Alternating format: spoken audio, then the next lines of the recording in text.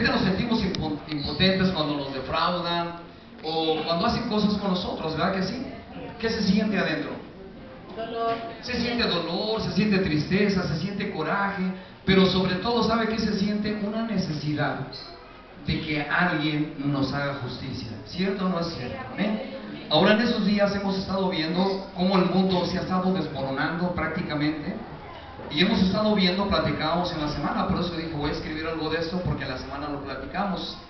Como ustedes saben, nosotros, bueno, venimos de la Ciudad de México. Lo que está pasando en ese lugar es que la gente ya está haciendo justicia por su propia mano. ¿Sí se han fijado en eso? ¿Sí?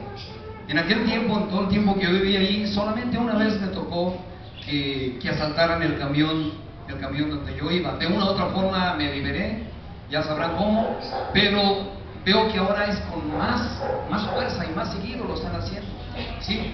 Y vemos el coraje y la impotencia de los que están en el camión, que cuando lo ven caído, descargan todo su coraje sobre la persona que está caída, ¿verdad? Aunque no los hayan robado a ellos, no importa, ellos lo que claman es una necesidad de hacer justicia. Y yo siento que dentro de ellos dicen, si el gobierno no hace justicia, nosotros vamos a hacer justicia, ¿sí? Porque eso es algo que existe dentro de nosotros mismos. Un sentido de justicia pide que la maldad pague, ¿sí o no es cierto? ¿Amén? El sentido de justicia pide que la maldad pague.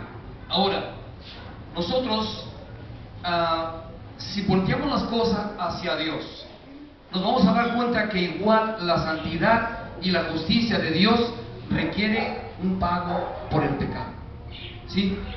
¿Cuántos saben que nosotros antes de llegar a Cristo hacíamos cosas que a Dios no le agradaban? ¿Cuántos saben que Dios permitió que nosotros pudiéramos llevar el Evangelio a toda criatura y a todo lugar? Pero yo quiero decirle esto: cuando nosotros hacemos algo indebido, ¿sí? Dice la palabra de Dios en Hebreos 12 que tenemos una multitud que está mirando lo que nosotros hacemos. ¿Y sabe cuál es esa multitud? Es una multitud de ángeles. Ellos se sienten impotentes porque ellos quisieran hacer juicio por lo que el hombre está ofendiendo a Dios, pero no lo pueden hacer porque Dios no se los permite todavía. Aunque nosotros estemos enojados y reclamemos justicia, no la podemos hacer porque hay una justicia encima de nosotros y es la que tiene que obrar justicia. El pecado también declara, también exige justicia delante de Dios. ¿Cuántos habían pensado eso alguna vez? ¿Verdad que no lo hemos pensado? ¿Saben por qué no lo pensamos? Porque pecamos con mucha facilidad. Porque nos arrepentimos hoy y mañana ya estamos haciendo lo mismo otra vez. Pero yo quiero decirle eso, que eso requiere una paga. El precio establecido por ese pecado está escrito en la Biblia y dice que es la muerte. Amén. Ezequiel capítulo 18 versículo 20 dice que el alma que pecare, ¿qué va a pasar? Se morirá. Ese es un juicio que está establecido por Dios, no por nosotros, no por los hombres. El apóstol Pablo también lo declara en Romanos 6:23 y dice que la paga del pecado, ¿qué es? Es muerte. Amén. La paga del pecado es muerte. Y aunque usted y yo no veamos una muerte física instantánea, pero sí estamos mirando una muerte espiritual que cada día nos va alejando más y más y más de la presencia de Dios, ¿sí? El Espíritu Santo empieza a redarguir mi corazón, empieza a hablar a mi vida, y eso me hace que yo no me sienta tan seguro de si voy a la iglesia o no voy a la iglesia. No me siento tan seguro si alabar a Dios o no alabar a Dios, porque el sentido de justicia de Dios está puesto en mi corazón, está puesto en mi alma, y yo mismo sé que le he fallado a Dios. ¿Ven? Ahora, el Señor dice que eso requiere un pago, y dice que ese pago es la muerte, ¿verdad? Así que cualquier salvación para la humanidad requiere encontrar un modo de pagar esa pena de muerte. En el Antiguo Testamento dice que Dios aceptó los sacrificios de animales como un modo sustituto por el pecado de una persona. Pero Dios declara y dice que debía de ser un animal inocente que moriría en lugar del pecador. para que el pecador pudiera ser salvo de la penalidad de sus pecados. Desde el tiempo de Adán hasta la muerte de Cristo, las personas venían delante de Dios por medio de un sacrificio. ¿Se acuerdan de eso? ¿Sí? Cuando Adán y Eva pecaron, fue imposible que Dios no mirara el pecado que hicieron. Los desterró del lugar donde estaban. No murieron físicamente, pero sí murieron espiritualmente. Cuando una persona muere espiritualmente, está separada de Dios. O sea, nos separamos de Dios, ¿sí? Pero el Señor Jesús no quiso que esto pasara. Y Él mismo estableció que tenía que morir alguien en lugar de nosotros. Y Dios mismo estableció el sacrificio de un animal para que la sangre del animal cubriera mi pecado. Mire, le voy a leer lo que dice Génesis capítulo 4, versículo 4. Dice así: y Abel trajo también de los primogénitos de sus ovejas, de lo más gordo de ellas. Dice, y miró Jehová con agrado a Abel y a su ofrenda, ¿sí? Pero dice que Abel escogió cuál era el requisito para que Dios aceptara ese sacrificio. Recuerde que el precio que iba a pagar ese animal era el de su propia vida. Por lo tanto, no podía ser, ni debía ser, un animal que estuviera herido, manchado, ciego o cojo. No podía ser. Lo que esas personas tenían que hacer era apartar su ofrenda de lo demás del ganado. Apartaban su ofrenda y la cuidaban todo el año. La estaban cuidando, la alimentaban especialmente, la cuidaban, la bañaban, la limpiaban especialmente, aparte de todo el rebaño, ¿sí? Para que cuando ellos llegaran a dar su ofrenda, la ofrenda de ellos fuera aceptada delante de Dios, porque era una ofrenda limpia. También dice la Biblia que Noé ofreció un sacrificio a Dios después de haber sido salvado, a él y a su familia del diluvio. Génesis capítulo 8, versículo 20, dice que después de que las aguas bajaron, después de que Noé se sintió salvado junto con toda su familia, en agradecimiento, él hizo un sacrificio a Dios. Y dice, y edificó Noé un altar a Jehová, y tomó de todo animal que limpio, y de toda ave limpia, y ofreció holocausto en el altar. ¿Sí?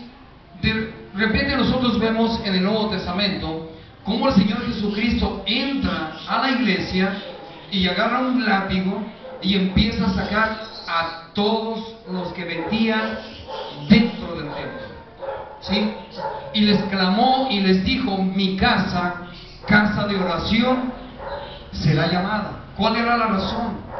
¿Cuál fue la razón? Mire, conforme esto fue pasando y va siendo, cuando el corazón del hombre se empieza a enfriar, hacemos cosas que a Dios no le agradan. Cuando los fariseos empezaron a ver esto como negocio, empezaron ellos a crear su propio ganado en sus corrales, en su iglesia. Ellos crearon su propio ganado. Y cuando una persona llegaba con su ganado preparado, el sacerdote lo veía y le decía: este no sirve. Y si el sacerdote no aceptaba el sacrificio, no había sacrificio. Pero el sacerdote decía: pero tengo uno ahí que te puedo vender. Y así empezó. Pero con el tiempo se empezó a deteriorar más y más y más y más. Llegó al grado de que si la persona no podía cubrir el precio de un cordero, ellos podían decirle: mira, aquí tengo uno pero está tuerto, no sé si te sirva, ¿verdad? Te cuesta tanto. Entonces empezaron a hacer negocio con las cosas de Dios. Amén. Ahora, ¿cuál era lo importante de esto? Era su propia vida, era mi propia vida. Yo llevaba un animal para que el animal fuera sustituto para mi propia vida, no para la del vecino. Entonces, si yo entiendo que es para mi propia vida, ¿qué tengo que hacer? Tengo que llevarle a Dios lo mejor de lo mejor. ¿Por qué razón? Miren esto. Éxodo capítulo 12, versículo 7. También habla el Señor a Israel, a Moisés, y le habla y le dice: vas a tomar de la sangre y la pondrás en los postes y en el dintel de las casas en que han de comer. Dios había también dado una orden. ¿Por qué razón? Porque dice que el ángel de la muerte iba a visitar al pueblo de Israel. Entonces Dios dijo que ellos mataran un cordero limpio, sin mancha, que se unieran entre familias y que la sangre del cordero cubriera las puertas y cubriera las ventanas. ¿Por qué razón? ¿Por qué razón? Porque el ángel de la muerte iba a visitar el pueblo de Israel, ¿sí? Y créame que eso es hasta el día de hoy. ¿Sabe por qué? Porque la Biblia dice que el Satanás anda, ¿cómo dice? Como león rugiente. Imagínenselo alrededor de su casa. Allí anda alrededor de su casa. Amén. ¿Cuál es el sacrificio que debemos de hacer el día de hoy? ¿Tenemos que matar un cordero? No. ¿Tenemos que matar una paloma? No. ¿Cuál es el sacrificio que tenemos que hacer? ¿Sí? Sacrificio de alabanza, para que el ángel de la muerte no toque tu vida, para que el ángel de la muerte no toque tu casa, para que no te enfermes, para que te vaya bien, ¿sí? Porque lo que hizo en ese tiempo el ángel, dice que bajó como una sombra, tocando, y donde había un primogénito, el primogénito moría. Y lo único que se escuchó en Egipto fue un grito de desesperación, porque estaban mirando a sus primogénitos morir. No había una manera de que este ángel identificara si él era bueno o no era bueno. No, su trabajo era destruir todo primogénito que había en ese lugar, ¿sí? ¿Cuál era la solución? La sangre del cordero. Ahí estaba la solución. Aunque muchos no querían, aunque muchos lo veían como algo superficial, como lo vemos ahorita. Ay, ¿qué tanto tiene esto que estamos haciendo? ¿A poco es tanto pecado que hagamos esto? Ay, ¿a poco eso quiere decir? Lo hacemos el día de hoy también, ¿sí? Pero si la sangre del cordero no está ahí, uno mismo le está abriendo las puertas al enemigo para que ataque nuestro hogar. Amén. Tiene que estar la sangre del cordero para que el ángel de la muerte solamente llegue, pase y se vaya de ese lugar, ¿sí? Dice, Dios hizo que esos sacrificios fueran oficiales en todo el Antiguo Testamento y parte del Nuevo Testamento. Esos sacrificios fueron oficiales. Cuando dio la ley a Moisés, y en medida que los israelitas y sus descendientes obedecieron a Dios y ofrecieron sacrificios por sus pecados, Dios perdonó sus pecados, porque Dios lo había establecido así. Miren lo que dice Levíticos 17, capítulo 17, versículo 11. ¿Por qué es tan importante la sangre? ¿Por qué era tan importante que las personas pudieran matar un animal para que la sangre de ellos cubriera su pecado? La razón es esta. Levíticos 17:11 da una amplia explicación de esto y dice: porque la vida de la carne en la sangre está, y yo os la he dado, ¿para qué? Para hacer expiación sobre el altar por vuestras almas, y la misma sangre hará expiación de la persona. Amén. Porque solo la sangre podría cubrir el pecado. Expiación viene de la palabra hebrea que se llama Kippur, con K y doble P. Así dice. De ahí viene Kippur, que significa solamente cubrir. Solamente cubrir. Así es que cuando la persona mataba a un animal, esa persona solamente, la sangre de ese animal solamente cubría su pecado, no se lo quitaba, solamente lo cubría. Por eso en aquel tiempo las personas vez tras vez iban a llevar al altar sacrificios, vez tras vez, ¿sí? Cuando nosotros no éramos convertidos y estábamos en la iglesia popular, nos damos cuenta que hacemos lo mismo, vez tras vez vamos, nos confesamos, comulgamos, pero salimos y otra vez pecamos, y luego tenemos que regresar y otra vez nos confesamos, otra vez comulgamos y luego volvemos a regresar y otra vez. O sea, nuestra vida no cambia. ¿Por qué razón? Porque la palabra misa significa repetición de sacrificio. Eso es lo que significa la palabra misa, una repetición de sacrificio. Por lo tanto, cuando nosotros vamos, solamente vamos, cubrimos nuestro pecado, pero nuestra vida no cambia, sigue siendo igual. ¿O se ha fijado en alguien que cambie por eso? Sigue siendo igual. Sigue siendo, al menos, como yo les he comentado mucho, al menos yo recuerdo que en cuanto me llevaban a comulgar, y en cuanto yo salía de comulgar, y en cuanto me echaban pleito mis amigos, yo les decía a mis amigos, aguántame tantito. Antes, porque mi mamá me enseñaba y decía, no puedes escupir, no puedes hacer eso, no puedes hacer lo otro, un día completo. Yo a veces me tragaba la salida y eso, pero al otro día, en cuanto sentía que podía ser libre, me iba a buscarlos y me los arreglaba a todos, ¿verdad? ¿Cambió mi vida o no cambiaba? ¿Cambia mi vida con que me lleven a comulgar? No cambia, ¿sí? Porque esa palabra solamente significa cubrir, cubrir. Entonces, ¿qué era necesario hacer? Si necesitamos la sangre para que el ángel de la muerte no toque nuestra vida, ¿qué tendríamos que hacer? Dice que la sangre de un animal tenía que ser perfecto, intachable, y representaba la sangre de un pecador, y hacía expiación, o sea, cubría el pecado de esa persona. La perfección en los animales era requerida para que un animal fuera sustituto. La expiación a través de un animal permitió que Dios perdonara a su pueblo. La persona podía seguir siendo justa porque el sacrificio había pagado la penalidad por el pecado de Dios. El Señor nos trae justicia, ¿sí? Romanos capítulo 5, versículo 1 dice, justificados pues por la fe, ¿qué pasa? Tenemos paz para con Dios, amén. ¿Quién es el que nos justifica? Es Dios. Él ya nos justificó. Ahora depende de nosotros, amén. Dice, ahora lo que tenemos que recordar es que la sangre de los animales solo cubría el pecado. Es por eso que la salvación total es solamente a través de Cristo Jesús. No hay otra forma, ¿sí? Yo no puedo seguir sacrificando animales. Yo no puedo seguir yendo a un lugar para que me quiten mi pecado por un momento. No puedo hacerlo. Porque tiene que ser total, total. Miren lo que dice Hechos capítulo 4, versículo 12. Pedro se enfrenta a los fariseos, se enfrenta al Sanedrín en ese lugar, pero se enfrenta no solo. Pedro se enfrenta bajo la unción del Espíritu Santo, ¿sí? Que les dio poder. El Señor había dicho, pero van a recibir poder cuando venga sobre ustedes, ¿quién? El Espíritu Santo, y me van a ser testigos en donde, en Jerusalén, en Judea, en Samaria, ¿y dónde? Y hasta lo último de la tierra.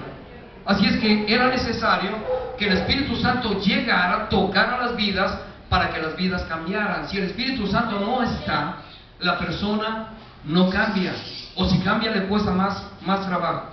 El apóstol Pedro se levanta con valor y se enfrenta a una multitud de personas. Habla la Biblia que eran en la primera vez 3,000 personas, y dice, hablándoles fuerte, les dice, en ningún otro hay salvación, porque no hay otro nombre bajo el cielo dado a los hombres en que podamos ser salvos. Era difícil para Pedro hacer esto, era muy difícil, porque ellos estaban acostumbrados a otras cosas. Es como cuando de repente nosotros no conocemos y entramos a un cambio radical, que nos dice, no, es que esto no es así, ahora es así. Para ellos fue lo mismo.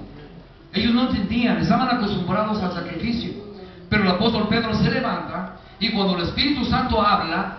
Amén. Cuando el Espíritu Santo empieza a tratar con nosotros, nos convence de pecado, ¿sí? Y cuando el Espíritu Santo está en tu vida y en mi vida, no cabe el pecado dentro de nosotros. ¿Sabe por qué? Porque se tiene que ir uno primero. Un testimonio quiero darle, que es verdadero, no es una anécdota. Un pastor llega a una iglesia, estábamos en San Luis, en Guanajuato, y habían mandado varios pastores a la iglesia, varios pastores habían mandado, y le dijeron a él, mira, ese lugar es muy difícil, no sé cómo le vas a hacer, pero nunca se ha podido levantar nada. El pastor llega a la iglesia, abre el culto, y su congregación eran 2 personas, una viejita y un señor en una silla de ruedas, era toda la congregación. Y él empieza a predicar, pero cuando él empieza a predicar, él traía al Espíritu Santo dentro de él. De repente la persona que vivía enfrente se sale corriendo de su puerta y se mete a la iglesia y le dijo, te tienes que callar, porque este lugar me pertenece a mí, así es que te callas. El pastor la enfrentó, resulta que es una mujer que hacía un curandero, pues.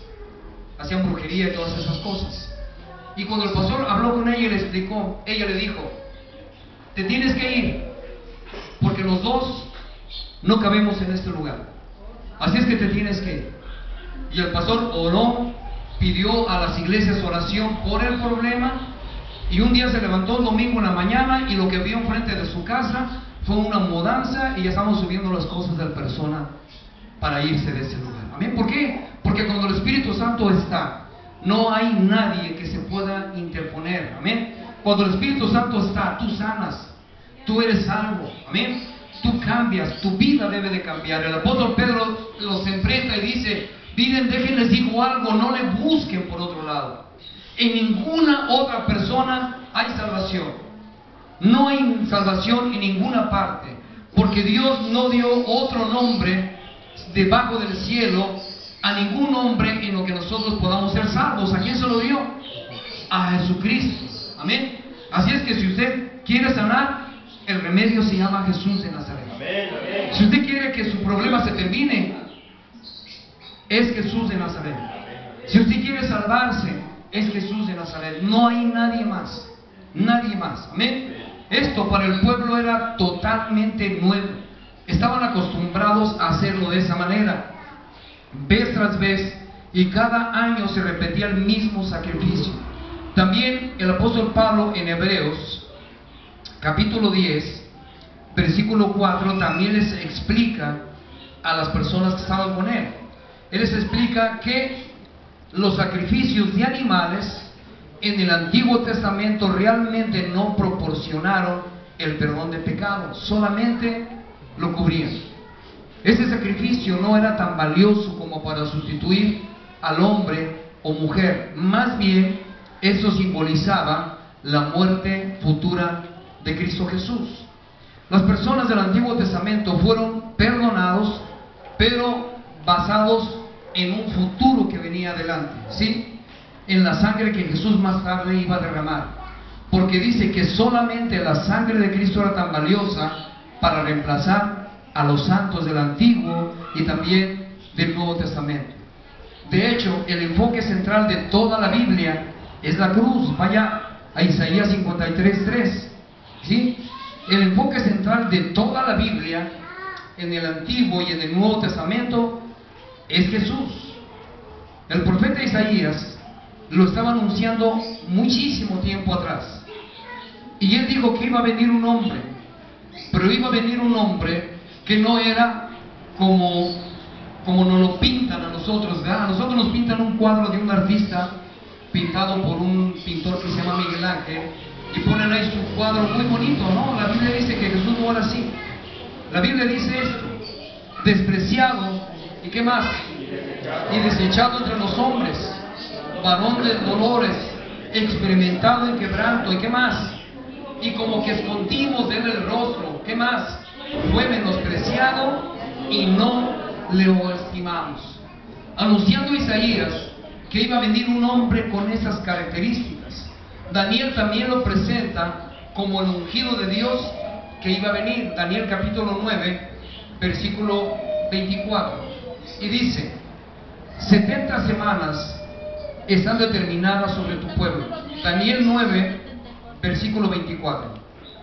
70 semanas están destinadas sobre tu pueblo y sobre tu santa ciudad. Primero, para terminar la prevaricación y poner fin al pecado y expiar la iniquidad, para traer justicia perdurable y sellar la visión y la profecía, ¿y qué más? Y ungir ¿a quién? Al santo de los santos, ¿sí? Isaías lo ve como una persona experimentada en dolores. Daniel lo miró como el ungido de Dios. Y Zacarías capítulo 13 versículo 7 lo ve como pastor. Y dice: levántate, oh espada, contra el pastor y contra el hombre compañero mío, dice Jehová de los ejércitos. Y era el pastor, y serán dispersadas las ovejas. Y haré volver mi mano contra los pequeñitos. Por eso es importante que nosotros pongamos toda nuestra confianza solamente en Cristo Jesús. Lo que el Antiguo Testamento estaba mirando era hacia el futuro, a lo que venía después. Pero lo que miraron los apóstoles en el Nuevo Testamento fue hacia el pasado.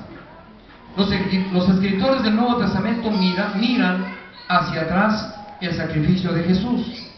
Jesús vino a salvar la humanidad del pecado, y la única manera que lo podía hacer, eso era en la cruz del Calvario. Primera de Pedro, capítulo 2, versículo 24. El apóstol Pedro les enseña esta palabra y les dice: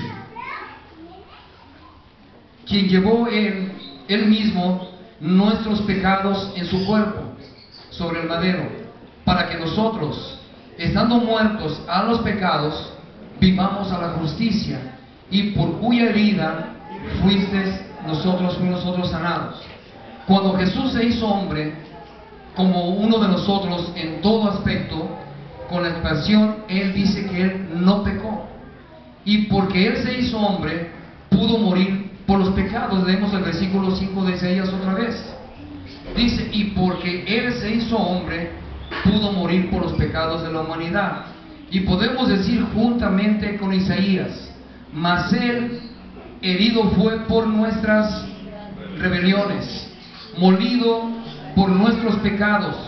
El castigo de nuestra paz fue sobre Él, y por su llaga nosotros fuimos sanados. Amén. Ahora, cheque esto. Vamos a checar esto que lo estaba mirando aquí. ¿Cuántos conocen las serpientes? ¿A cuántos les ha picado una serpiente? ¿No? Una víbora de cascabel que lo agarra. La vemos en el ejército, la vemos en el circo, ¿eh?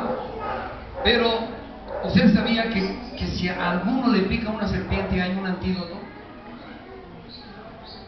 ¿Sí sabía?